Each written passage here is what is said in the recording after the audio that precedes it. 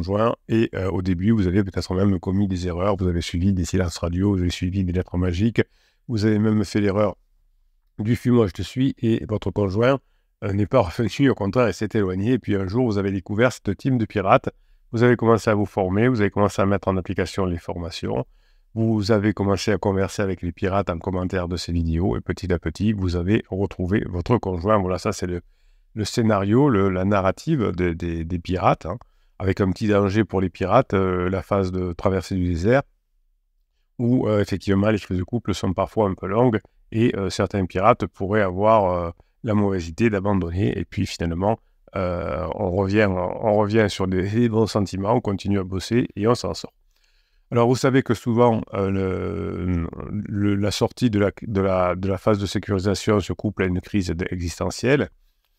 En ce moment, je vous parle de crise de la quarantaine. Vous savez, je vous ai fait, je vais continuer à le faire, à vous livrer un très beau témoignage que m'a envoyé un pirate sur la crise de la quarantaine vue de l'intérieur. Donc c'est un témoignage personnel que je vous ai déjà donné un soir de cette semaine, mais je vais continuer évidemment. Cette crise de la quarantaine qui est un phénomène psychologique qui touche des personnes entre 40 et 50 ans, hein, c'est la période de remise en question, donc on remet en question son couple, on doute de son couple, on est frustré de son couple à la fin de la phase de sécurisation, et on a un désir de changement. Évidemment, vous avez compris que cette crise de la quarantaine n'a pas de conséquences que sur la vie de couple, mais aussi sur la vie professionnelle, sociale. Quand on est en crise, on finit par saouler ses employeurs, ses clients, ses amis, ses enfants et évidemment son conjoint. Qu'est-ce qui se passe dans ce cerveau pendant la crise de la quarantaine? Quels sont les bouleversements à l'intérieur du cerveau? Quels sont les doutes et les besoins de liberté que vous avez pendant la crise de la quarantaine? Et surtout, comment éviter de prendre des décisions hâtives et définitives pendant les crises de la quarantaine? Eh bien, c'est ce qu'on va regarder aujourd'hui.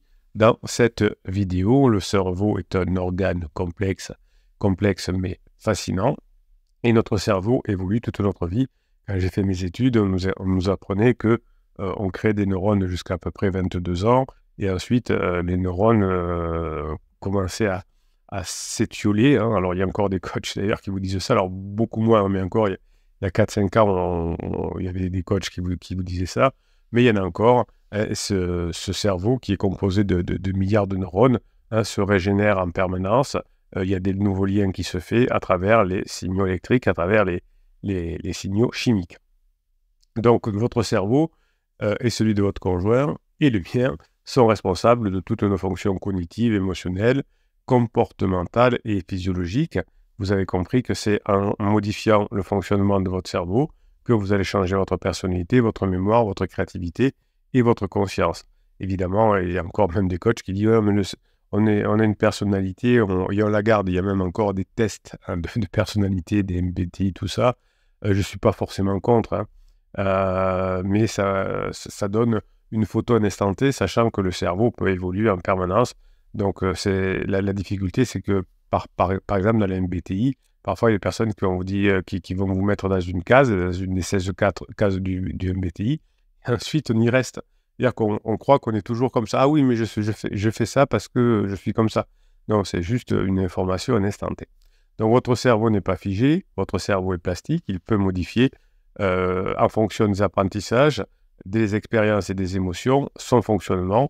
Et évidemment, quand votre cerveau, en fonction de ses apprentissages, change, votre cerveau change son environnement.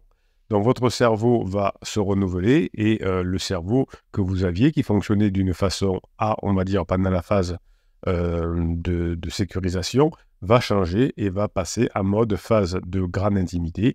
Et ce changement de fonctionnement dans votre cerveau, de ce renouvellement, va faire que vous allez changer votre environnement et notamment les réactions de votre conjoint.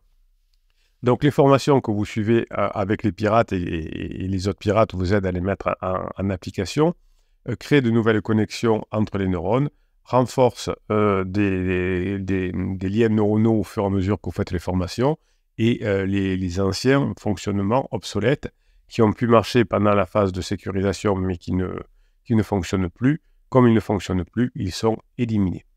Donc finalement, ce processus de plasticité cérébrale que vous faites depuis que vous êtes arrivé dans cette team, cette famille de pirates, depuis que vous vous formez, est essentiel pour s'adapter aux changements, aux défis, aux opportunités que nous rencontrons dans notre vie. Évidemment, le cerveau n'est pas immortel, il vieillit comme le reste du corps, et ce vieillissement cérébral, qui est un phénomène naturel, évidemment, peut être compensé par beaucoup de choses. C'est pas parce que on a le cerveau qui vieillit comme le corps que l'on ne peut pas avoir une bonne oxygénation du cerveau. Plus vous allez apprendre des choses, plus ça va être facile de maintenir son cerveau en bon fonctionnement. Et évidemment, quand le cerveau arrive autour de la quarantaine-cinquantaine, eh bien, comme tout le monde, il y a des bouleversements dans le corps, il y a des bouleversements au niveau des hormones, et évidemment, le cerveau fonctionne différemment chez votre conjoint en crise de la quarantaine. Votre nouvelle façon de voir la vie, votre nouvelle hygiène de vie, va vous permettre, grâce aux formations notamment, d'avoir une stimulation intellectuelle, et tout ça couplé à une nouvelle vie sociale, de nouveaux amis, notamment les pirates, une nouvelle activité physique, peut-être changer une alimentation pendant la crise de couple, c'est pas mal aussi. Vous apprendrez aussi, vous avez une formation qui s'appelle sommeil, avoir maintenant un sommeil de qualité, et vous allez aborder aussi la vie avec une nouvelle attitude, une attitude plus adulte et plus positive, qui va vous permettre de vous rapprocher. Donc le vieillissement cérébral est une source de sagesse, de maturité, de créativité, de résilience. Les formations que vous faites vous permettent d'aller vers la sagesse et donc vers le bonheur. Et votre conjoint, au départ, face à son vieillissement cérébral, au contraire, essaye de rajeunir, essaye d'aller en arrière. Évidemment, ça lui fait faire plein de bêtises, des dépenses financières inconsidérées, peut-être vous tromper, etc. Vous êtes dans la sagesse, vous investissez dans les formations, dans vous montrez que vous avez changé et vous récupérez votre conjoint. Ce vieillissement cérébral, il est perçu comme une menace, une source d'angoisse par votre conjoint, une source de frustration, des symptômes dépressifs et une révolte « je ne veux pas vieillir ».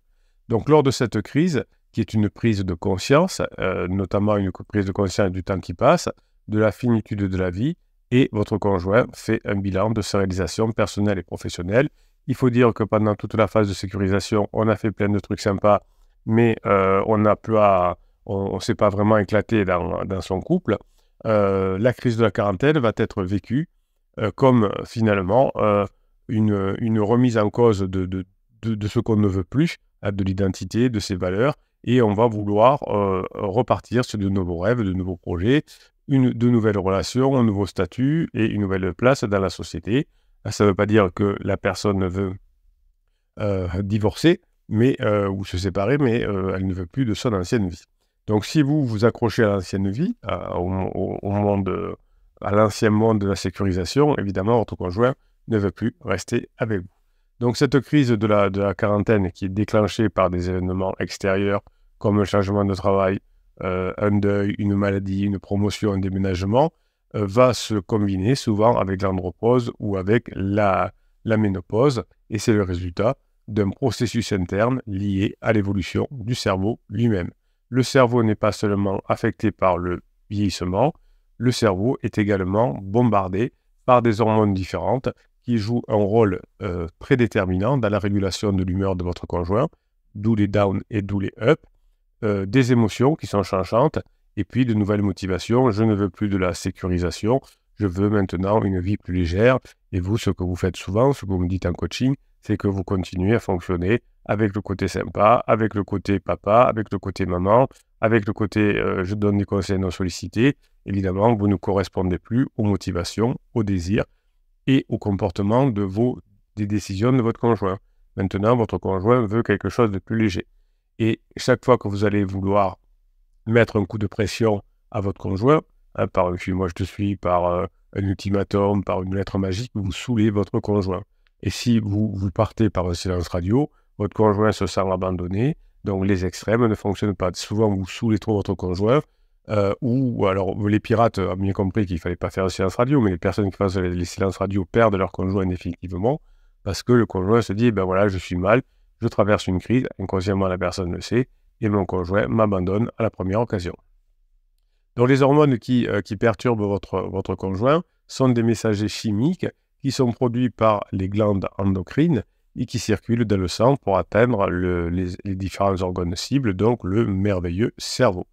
Les hormones de votre conjoint en crise vont agir sur des récepteurs de neurones et modifier leur activité, leur communication. C'est pour ça que vous ne reconnaissez pas votre conjoint. Les hormones sont impliquées dans de nombreux processus physiologiques, le développement, la croissance quand vous êtes plus jeune évidemment, et puis les hormones vont taper sur le stress, sur l'humanité, sur le sommeil, une mauvaise immunité, donc votre conjoint va finir épuisé, ne dormira plus, et ce métabolisme va faire que l'on va mal se souvenir, mauvaise mémoire, apprentissage défaillant, on n'apprend plus rien, des troubles de l'attention, on oublie tout, troubles de la cognition, on réfléchit mal, de l'affectivité, votre conjoint va à vouloir de l'affection avec une personne qui n'en vaut pas la peine comme pansement, évidemment, comportement social déviant, je m'engueule avec tout le monde, y compris avec ma famille proche avec qui je m'entendais très bien, et le trouble de la personnalité, évidemment. Donc évidemment, les hormones ne sont pas constantes, et pendant une crise, en fonction du sexe, du cycle circadien, du cycle menstruel, de la saison, de l'environnement et de l'état émotionnel, votre conjoint va être au plus bas. Et comme vous, au départ, vous étiez un bébé pirate et que vous avez commis beaucoup d'erreurs, votre conjoint va penser que son mal-être vient de vous, que vous avez un système complexe dynamique qui ne lui convient pas. Donc pendant la crise de la quarantaine notamment, il y a un cocktail hormonal qui devient totalement explosif. La testostérone, l'oestrogène, la progestérone, le cortisol, les l'ocytocine, la vasopressine, la sérotonine, la mélatonine, tout ça fait que, je ne vous les cite pas toutes évidemment, tout ça, toute cette potion magique entre guillemets d'hormones va faire que le cerveau va être totalement perdu chez votre conjoint pendant un certain temps. Évidemment, si vous avez un conjoint en crise existentielle qui est un homme, c'est plus la testostérone qui, produite par les testicules, va changer le comportement de votre conjoint. Donc votre conjoint qui était impliqué dans la compétition, l'agressivité, la confiance en soi, le leadership, protéger la famille, etc., va être perdu parce qu'il va sentir cette diminution de testostérone avec l'âge, à partir de la trentaine, et aussi rapidement à partir de la cinquantaine. Et cette diminution va entraîner une baisse de vitalité, de motivation, de performance, d'attraction, d'estime de soi. Votre conjoint va devoir se rattraper avec quelqu'un qui est faible, un pansement qui est un peu perdu, une jeune fille par exemple, ou un jeune homme parfois. En tout cas, on prend quelqu'un qui est plus faible pour compenser la diminution de sa testostérone, puisque votre conjoint, avec la diminution de la testostérone, va avoir une apparition de troubles de l'humeur, les syndromes dépressifs, très irritables, votre conjoint, anxieux et très en colère. Donc la diminution de la testostérone va être effectivement une conséquence de la qualité de votre relation avec votre conjoint, d'où l'intérêt de savoir faire pour passer cette phase difficile le temps que votre conjoint y arrive. Votre conjoint va finir épuisé et malheureusement, il y a des effets secondaires de la crise avec un risque parfois, quand je suis épuisé, du risque cardiovasculaire, parfois de signes cancéreux de la prostate et des troubles de la coagulation, ça arrive également.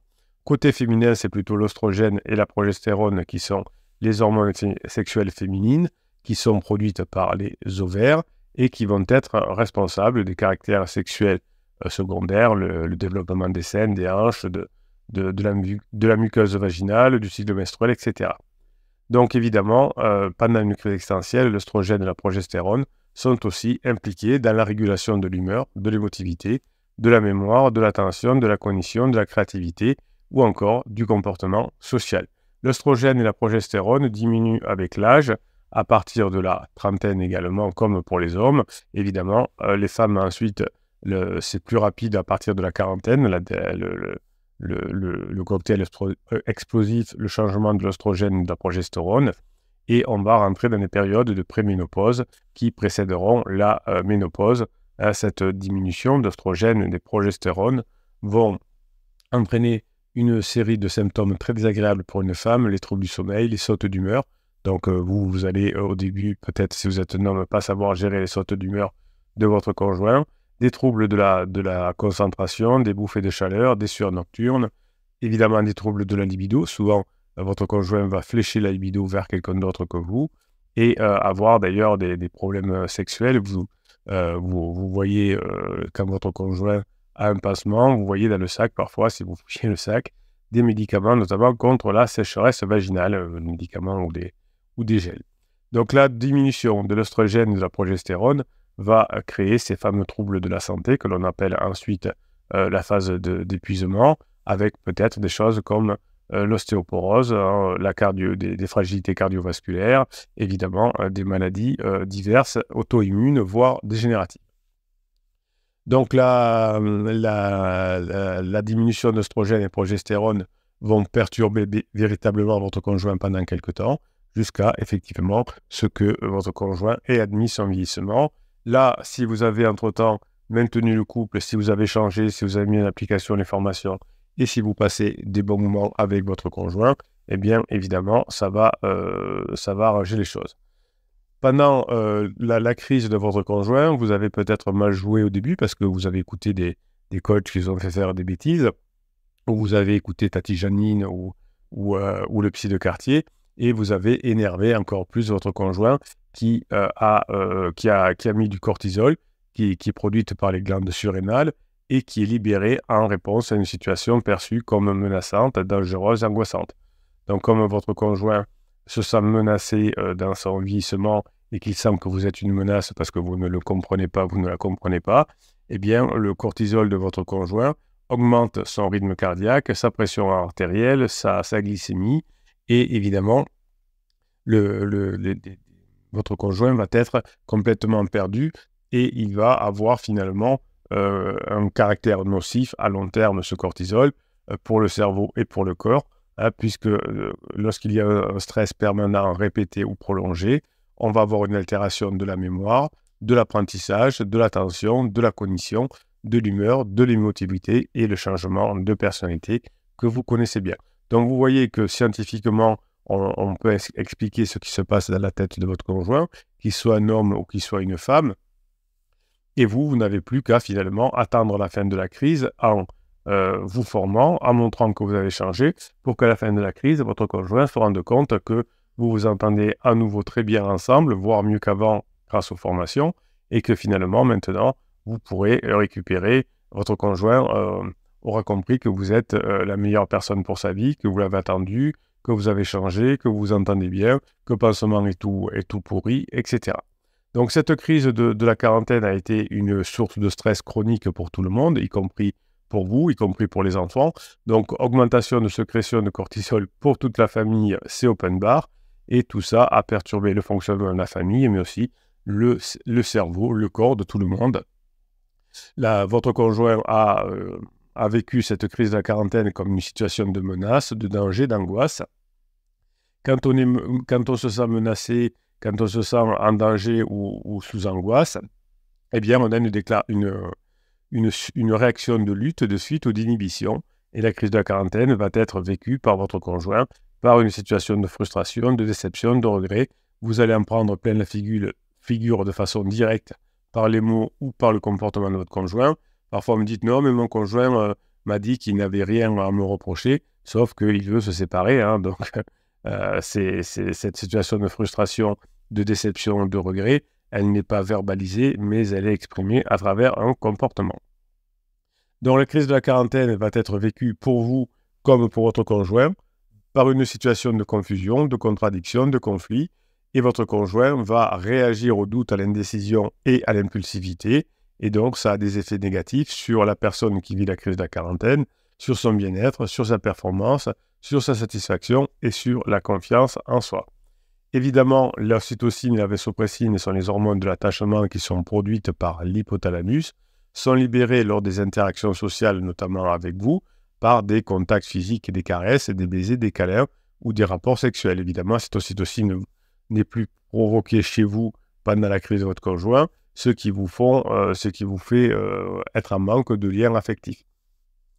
Donc l'ocytocine et la vasopressine sont impliquées dans la formation et le maintien du couple, et comme votre conjoint est perdu et croit que le problème vient de vous, fuit la situation, et donc il y a moins d'attraction, moins de fidélité, moins de tendresse, moins d'orgasme évidemment, et donc l'ocytocine, la vasopressine, finalement, vont faire que votre conjoint va avoir quand même besoin d'avoir ces hormones-là, cette ocytocine et cette vasopressine, évidemment, vont aller le chercher ailleurs puisque l'on vous fuit et qu'il y aura toujours un joli cœur, une jolie cœur qui va dire à votre conjoint ce qu'il a envie d'entendre.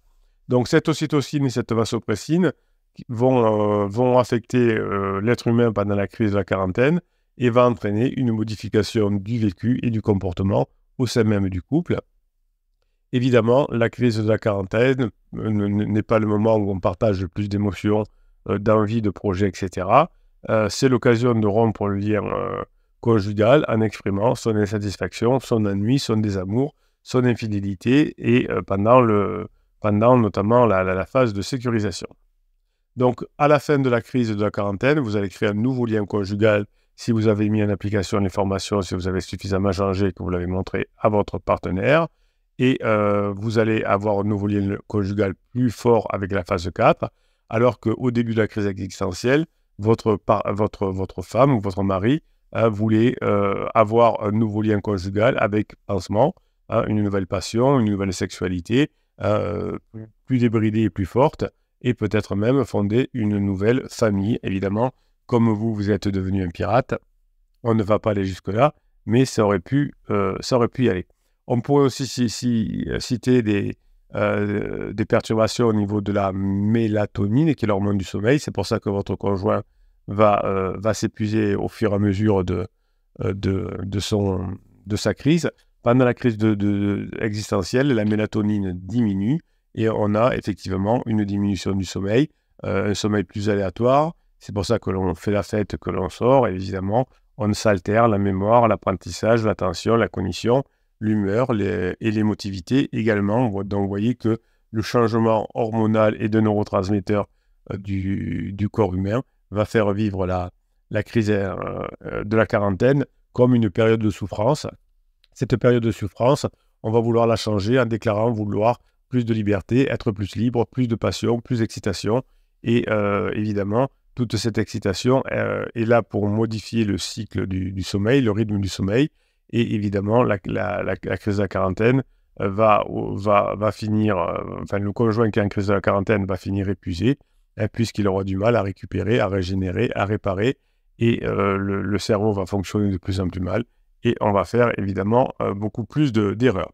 Voilà, donc vous avez compris que tout ce qui se passe dans le cerveau, et on peut vous en dire encore évidemment énormément, sur l'effet des crises de la quarantaine, sur des effets négatifs sur le plaisir, et évidemment le besoin d'obtenir du plaisir pour votre conjoint quand on peut pas en retirer avec vous parce qu'on croit que le problème vient de vous. Et il faut bien dire que quand on était bébé pirate, on a fait de sacrés gros interdits qui n'a pas donné envie à votre conjoint d'être avec vous. Donc la crise de la quarantaine, c'est un phénomène complexe et multifactoriel qui implique des changements hormonaux, cérébraux, psychologiques et comportementaux. Vous avez une formation complète sur la crise de la quarantaine. Vous allez pouvoir la faire si vous voulez en savoir plus. Elle est vécue comme finalement, cette crise de couple, une opportunité de croissance, de développement, de créativité, de bonheur vers la phase 4. Mais ça peut être aussi vécu comme une impasse, une souffrance, un malheur, si vous ne faites pas ce qu'il vaut. La crise de la quarantaine n'est pas une fatalité, vous l'avez compris, c'est une possibilité qui dépend de la façon dont vous allez gérer la crise de votre conjoint. Soit vous allez passer dans une phase encore meilleure, la phase de grande intimité, soit au carrefour de la crise de la quarantaine, vous pourriez vous séparer. Vous avez autour des personnes autour de vous qui se sont séparées autour de la crise de la trentaine et de la quarantaine. Heureusement, vous êtes devenu un pirate. Ce n'est pas du tout le cas maintenant. Vous allez vous rapprocher, vous allez faire ce qu'il faut et on va pouvoir revenir ensemble avec son conjoint. Les formations sont disponibles. Vous avez 150 formations dans le catalogue qui se trouve en descriptif de cette vidéo. Partagez le résultat de vos formations avec les autres pirates. Faites-vous aider pour mettre en application par les autres pirates. Et petit à petit, la magie revient. Le couple s'améliore et on peut passer dans cette phase 4. Passez la journée que vous méritez. Je vous kiffe et je vous kiffe grave.